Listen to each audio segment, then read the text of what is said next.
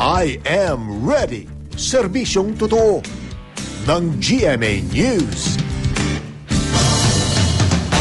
May panibagong sama ng panahon o low pressure area sa labas ng Pilipinas. Huli itong namataan ng Pag-asa sa silangang bahagi ng Hinatuan City sa Surigao del Sur. Sa datos naman na nakalap ng Weather Central, posibleng maging bagyo ang naturang LPA sa Miyerkules o sa Huwebes. Pero hindi pa man bagyo, katamtaman hanggang malakas at madalas na pag-uulan ang inaasahan sa Visayas at Mindanao, kasama na ang Palawan. Dagdag pa rito ang umiiral na ITCZ o ang Intertropical Convergence Zone.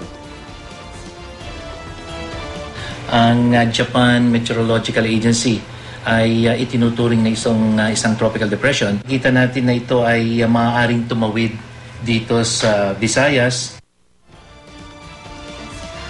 Babala naman sa mga mangingisda at may mga maliliit na sasakyang pandagat, matataas na alon ang inaasahan sa eastern seaboards ng Southern Luzon at Visayas.